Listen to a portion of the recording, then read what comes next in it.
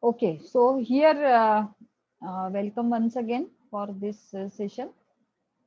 Here the 12th functions of library classification is classificatory principle are used in the subject headings or preparing the subject headings and for preparing the thesaurus. Okay, so for subject heading, we have just seen what is subject heading. So here, with the help of class number or with the help of chain procedure, we can assign a various subject heading to a particular book. Okay, and all these are used by the cataloger to prepare the added entries for the cataloging. Okay, so here based on the title or based on the subject heading is prepared based on the title of the specific book. So here we are providing the class number to the title of the book. So he directly for the chain procedure class number is used. So what that class number is specifically denotes, what that symbol specifically denotes which subject, based on that we are preparing the various subject heading. Okay, so previously we have taken that example for 0 to 5.1454. So that may again we have to see that 0 to 0 what it represent, then 0 to 5 what it represent, then 0 to 5.1 what it represent, 0 to 5.14 what it represent. So like each number or each symbols denotes the specific subject heading. So based on that, we are preparing the various subject heading and all these subject headings are used by the cataloger.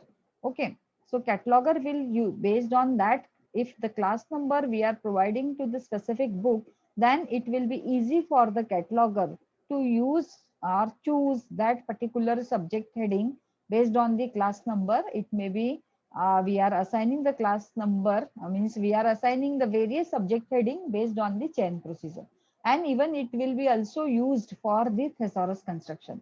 So thesaurus means what? It is the particular, it will give you the broader term of the specific concept and the narrow term of the specific concept and the related terms of the specific concept. Suppose any term if you are taking, so what will be the broader term, what will be the narrow term for that, what will be the related terms for that. So it will give you the specific idea, and it will also give the specific idea of the proximity or closeness of that particular term. So for thesaurus constructions also, we are using this library classification principles. Okay. So these are the 12 functions of library classification, and the other functions also we have to see it. So it helps the library staff, especially the classifier, to be aware of and comprehend the complexity in the development of the universe of knowledge, and which is the basis for a systematic arrangement of the documents in the library. So it will also, based on the classification scheme, the library staff will easily arrange the books on the document, means arrange the books or even the documents in the library. So here all library classification scheme will help how to arrange or systematic arrangement of the document on the shelves in the library. So for classifier, it will be very easy. Based on the class number, they will arrange the books on the shelves, and they will also see how this universe of knowledge is developed. What is the complexity of the universe of knowledge based on the class numbers? They will also find out, because with if we are arranging the books on the shelves through class number, then all the related books are coming together, and then no subject will be scattered here and there. All related books, like suppose if you are taking library cataloging, so what are the various concept of library cataloging? All will come together on the one rack, and then it will be very easy to do the systematic arrangement for library cataloging or for any documents in the library. Okay, so that is the functions of library classification. Then nowadays classification find immense use in the OPAC. OPAC means what? Online public access catalog. So previously also in class first or second class, I have told you what is meant by cataloging. So here cataloging, we can prepare the manual entries also, or we can prepare with the help of software or the computer, we can prepare it. Okay. So if we are preparing with the help of computer or with the help of software the catalog, then it is called as the online public access catalog. Okay, so online public access catalog means catalog entries are there, it is available online, and it will be open to the public for access. Okay, so that's why it is called as the OPAC, online public access catalog. So OPAC is, in OPAC there is a various terms for searching it, or various parameters to search the OPAC. So one parameter may be author, other parameters may be the keywords, other parameters may be the subject headings, other parameters means what will be the title of the book, then what will be the, who will be the publisher, then year of publication. So there are many parameters to search in the OPAC. So if we are arranging the books on the library, means class number, according to the class number, then it will be also helpful to maintain the OPAC, that is online public access catalog. So in computerized catalog, the class number field can be used in the combination with the other field as a language, or it can be also used with the date, or it can be also used by various combination. We can give the parameters for the searching. We can use the subject headings also, we can use the logical operators also. So it can be and or not, so that is called as the boolean operator. Okay, and boolean operator means how to search it. If we want to search the various terms, then how to search this? For example, you need a book for library cataloging and library classification also. So what term you will search? And term you can search. Boolean logic operator you can search it.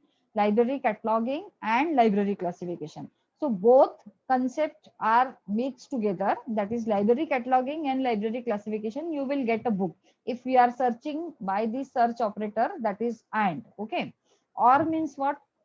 Library cataloging or library classification. So you will get both the books. Okay, it may or means library cataloging also, and or library classification. So you will get books on the particular subject, that is library cataloging or library classification. Not means, suppose if you are using this boolean operator, not library cataloging, not library classification. Okay, so you will get definitely a books which is very much related to the library cataloging, because you have given the boolean operator not. So library cataloging, not library classification. So those book you are searching, those who are not having the library classification theory, only having the library cataloging theory. Okay, so that is called as a not boolean operator. So for searching the books, or for searching the according to the boolean operator, if you are providing the various subject heading through library classification, then it will be very easy for maintaining the OPAC system, and means usefulness of the OPAC system will be more if we are providing the library classification numbers. So class numbers can be used for broader and narrower search also, and class number searches in combination with the other fields also. So the recall efficiency and the effectiveness, that is called as a precision. So recall and precision ratio will be more, and whatever the user want to search the books, then they will retrieve it easily. Okay, so whatever the collections are there in the library, Whatever the collect. we can search through OPAC, and library classification will be a very useful and effective tool for OPAC system. So for searching the particular author book, for searching the particular title book, or for searching the particular subject heading book, then we can use all these Boolean operator, or we can do the combination of the Boolean operator, and through which if you are searching it, then it will be very easy to retrieve the specific information or the specific bibliographical detail of the book. So if we are using the library classification, then effectively the OPAC searches parameters will be efficiently we can use it, and our recall ratio or the precision recall ratio and the precision ratio means what? Recall means how you are searching it and what results you are getting it. Okay, that is called as a recall. And precision means whatever you have searched, like suppose in recall you have um, represented means you have collected 10 records, and based on the 10 records, how many records are very very useful to you, that is called as a precision ratio. So it will be very easy if we are using the library classification to maintain this opaque system. Okay. Then the next functions of library classification is that it is the basis for the organization of knowledge which is embodied in the document for maximum use, and it is the basis for efficient bibliographical control and retrieval of the document, and it is a great time saving device for the reader and the library staff. As Hulme elaborated, it is a mechanical time saving device for discovery of the knowledge in the book. Okay. So based on the library classification, we are organizing the knowledge systematically, and this will be helpful for bibliographical control. Now here the new term is for you, that is bibliographical control. So bibliographical control means what? Suppose for one library, if we are taking it, the term bibliographical control, then how many books are available on that particular subject? So that is, if you are having the list of all the documents or all the collection, then it is called as the bibliographical control. So how, like in national level also, bibliographical control Madam Tumala for national level also, this bibliographical control is nowadays it is possible. Like Kolkata is means, that is National Library of Kolkata, they are also providing you the bibliographical control. Bibliographical control means how many books are published in India. So that is a bibliographical tool, that is called as a, in a reference service also you have that particular source, like national bibliography, Indian National Bibliography. Okay. So that is called as a ISBN, means Indian I National INB. Okay, so INB source is there, that will represent the bibliographical control, and it will be very easy to retrieve the documents from that bibliographical control. So knowledge, or for organization of the knowledge, library classification will help to organize the knowledge, or even to use as a tool for bibliographical control and for retrieval of the document. So here the Hulme also elaborated, it is a mechanical time saving device for the discovery of knowledge in the books. So whatever knowledge is there in the books, uh, library classification or class number will help you to find out the what is available in the book, particular book. Okay. So for that we can use this various subject headings, we can use the class numbers, for what class number is representing which type of subject heading, which type of knowledge it is representing. Okay. Then the so these are the various functions of library classification.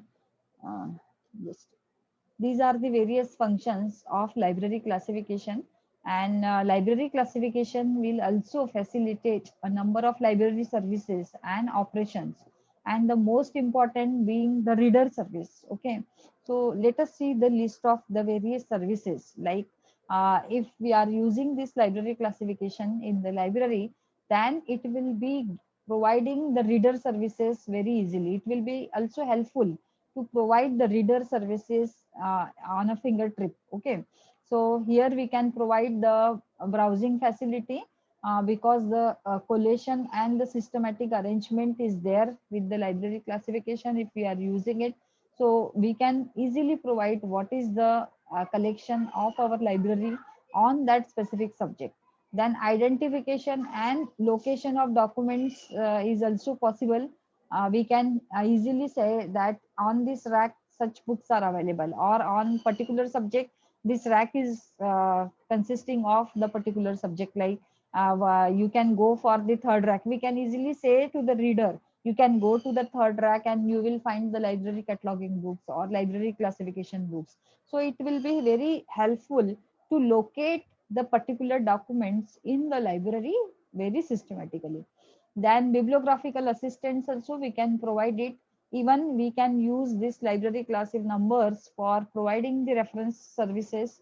And library classification, through library classification we are also preparing a various type of technical service, like we can prepare the bibliographies, we can prepare the union catalog, we can prepare the opac also, we can prepare the subject indexes, and we can also prepare the shelf list, we can also prepare the classified catalog also. Okay, so just to summarize it, it will also help in the management operations also, like what type of collections statistics we need for, as a library administrator or as the library manager, we need a system, means various type of records for each section, we need a various type of records.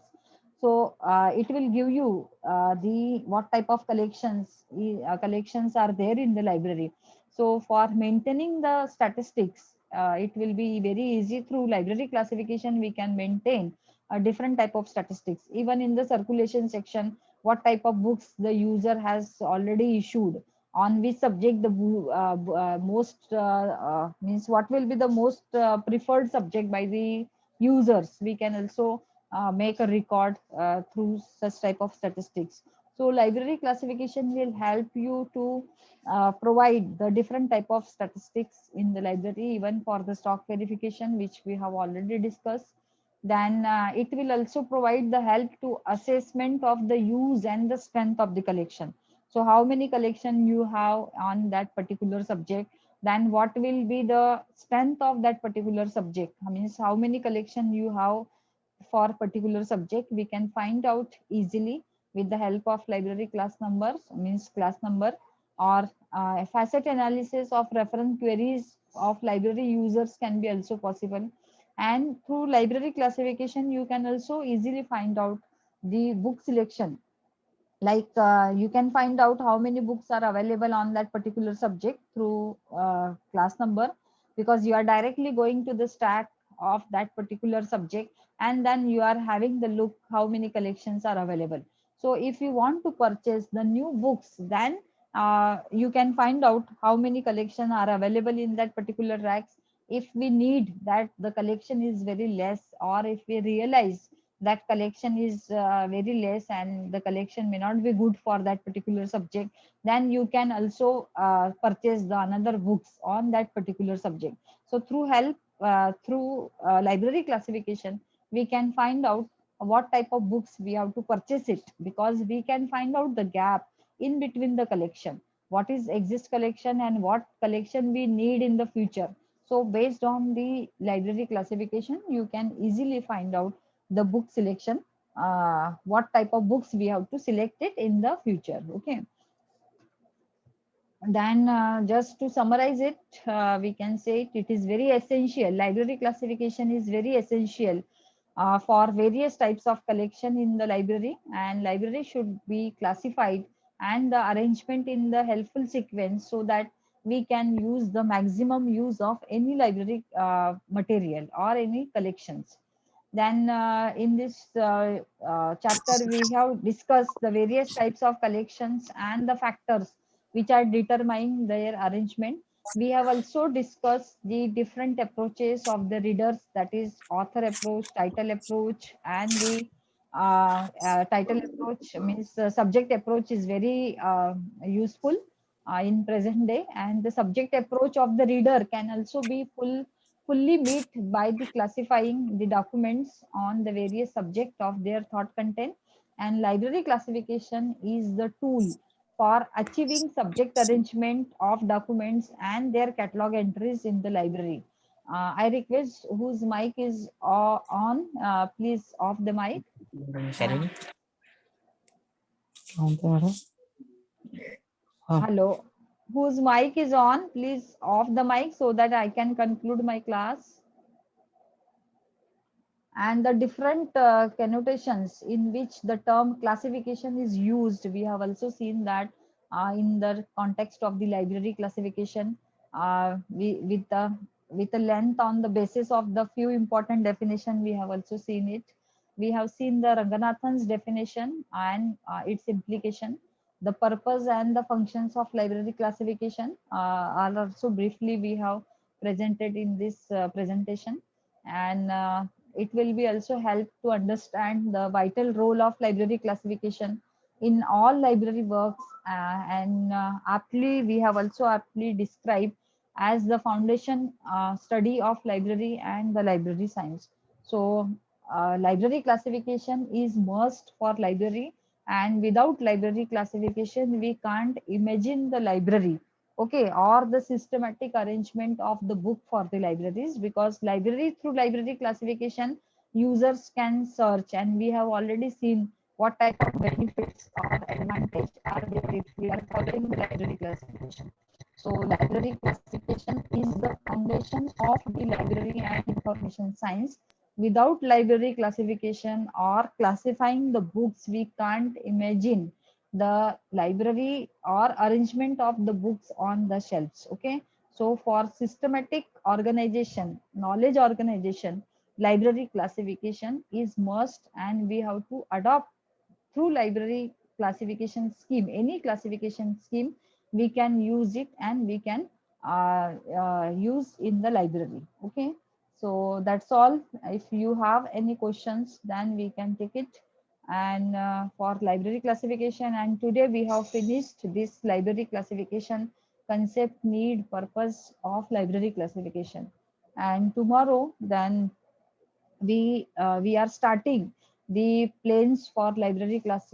Three planes are there, that is idea plane, notational plane, and the verbal plane. And from this, all these canons, okay, just a minute, I will take your attendance also. All these canons, okay, so from tomorrow, now till now only the general concepts are there, we have learned the general concept, but from tomorrow we can start our actual library classification. Okay, so all technical terms we are using it for since tomorrow we can use it all technical terms, because now you are understanding what is meant by library classification. So whatever the technical terms are there, in between also class I will tell you if the new concepts are coming. But we have seen the new concept like chain procedure, what is meant by class number, what is meant by filtering sequence, and other thesaurus, even the subject headings also you are getting it, means you are understanding it. So tomorrow class, from tomorrow class, all the technical words I'm using it, and that you have to also understand what technical terms are there. And tomorrow, from tomorrow, we that is very lengthy, that particular chapter is very lengthy. Okay, for library classification also, you can see that, you can observe that how many classes we have taken, like 1 week has gone for library, understanding the library concept. Okay, so from tomorrow you have to sharply join at 12:30. If some problem is there, I will tell you. And tomorrow we will start our actual library classification. Okay, actual in the sense, all technical terms will be there, and it may be difficult for you also to understand it, but I will try my best to understand the concept in a very easy language. And whatever the e-text we have, then I will also share you. So in Google Classroom also I have shared the e-text of the library classification. And if you need the PPT, I will also share the PPT also. Some YouTube link also I have shared with you, that is which I got from the internet or YouTube. You can also see that YouTube also, that particular lecture you can see it. And this lecture recording also I have given you, I have shared with you with this Google Classroom. So you can also, if you want to means re-listen the lecture, then you can re-listen it. Okay, so for today this much will be sufficient, and from tomorrow we are starting our the principles of, or the canons of library classification. Okay, so you can join it sharply. Let me take your attendance. Just a minute.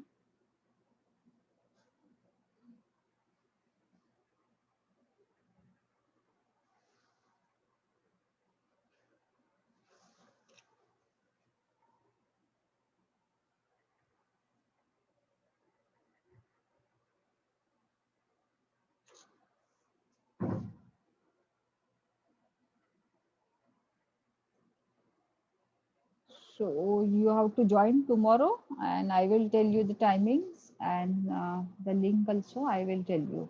Okay. So whatever we have shared with your Google Classroom, you have to read it. Okay, so that you can understand the concept and whatever concept we are taking in this online classes also. Means are you reading whatever we are sending like e-text and all? Anybody can confirm? Yes, ma'am. They are available on Google Classroom. So means you are using it or not? Yes, ma'am. We are referring it. Okay, okay. You can read it, okay, so that you can understand the concept properly.